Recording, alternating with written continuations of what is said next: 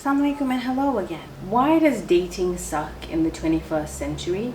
Why is it that feminine women who want to keep themselves chaste find it so hard to compete with all of the stuff going on?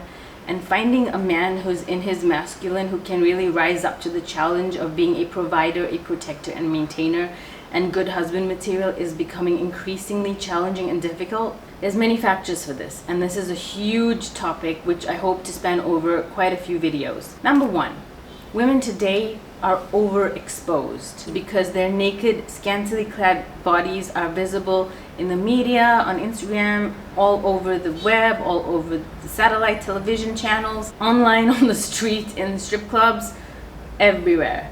Co-ed places and co-ed living arrangements make exposure a constant factor. Men have more access to seeing, touching, and getting to know more and explore more women than ever in the history of mankind. Once upon a time, men had no such exposure. The female was an enigma. She was a mystery. She was a prize. And when she came out into the public, she had doors opened for her. Of course, it doesn't mean that a woman can't open the door herself. That's ridiculous feminist argument. But she had it because it was an honor for the man to treat her in that way, as if she's something special, because she is. The problem is that women think they're not special anymore, and therefore men don't either. In the past, she was a challenge. Families were tighter than ever before. Family bonds were closer than ever before. Whenever she came out, men would rise up to give her a seat, or to, in old-fashioned movies, light her cigarette or whatever it is. Their bodies were delightfully mysterious.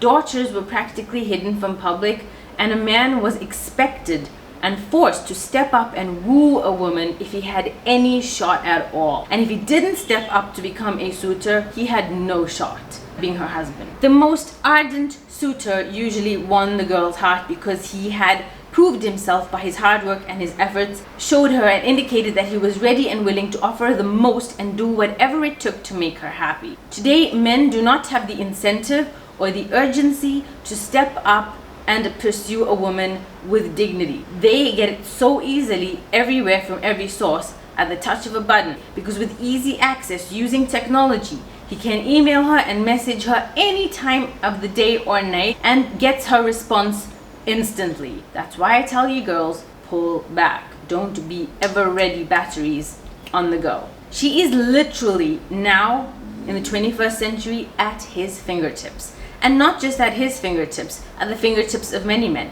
And not just her, many women. He casts his net far and wide with a very low value investment, like a silly text. Now it's down to 3 alphabets, W, D, or H, U, D. Hood, would, could. What are you doing? How are you doing? Whatever garbage that is. That's how he casts his net far and wide, with a minimal 2-second text that he can send and copy and paste to 1 million women if he wants. Every one of them starts hopping on board this gravy train, hoping to become his one and only. So not only can he have her virtual company anytime he wants, he can have multiple women's attention simultaneously. This is what I call his virtual online harem. So if he's tired or bored of one, he can switch to another. He can even assign them their own individual time slots for chatting, so he never feels lonely for a minute. And there's ever new faces and bodies to check out, bring aboard to entertain him.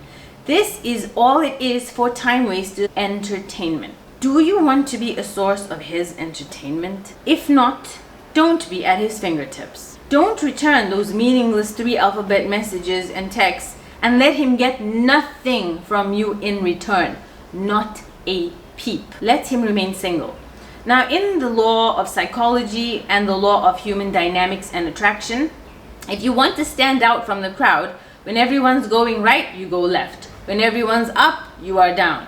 Now, since women have become so cheapened and easily available and so quick and instant responsive on text message and blah-de-da, the best way for a high-value woman to maintain her aura and dignity and prestige is to ignore it. And that's counterintuitive because women are impatient, and I get it.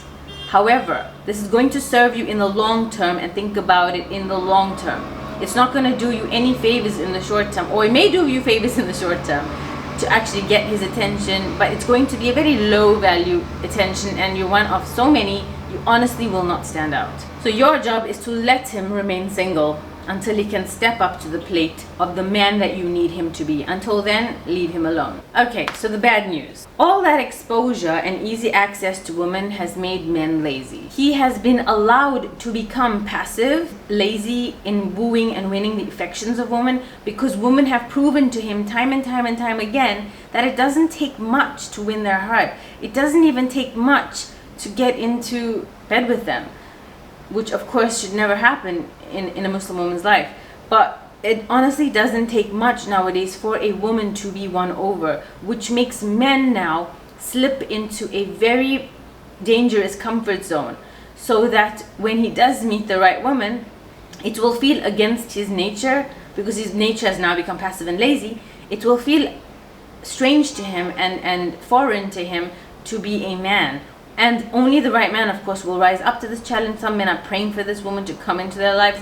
But honestly, a lot of the time, many men are lazy and will be put off with the behavior that you expect from him. Because they're so used to being lazy, they just move on to the next one, because they'll know that it's like this conveyor belt of sushi. Just the next plate's coming. You just gotta wait for it to revolve. The good news is, as I've just mentioned, such men to be scared of relationships because they're unequipped to be in one. So therefore, they disqualify themselves automatically and therefore do you a favor. So if you ignore these men, you are better off. Fortunately, not all men are lazy and passive and just want to be entertained.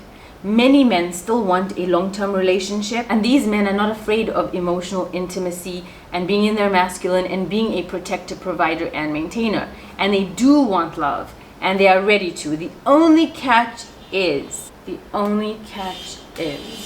dating today and marriage today and being with a man today is no longer about revolving your life around his as it used to be in the olden days, or even 20 years before now. Now we're going into 2020.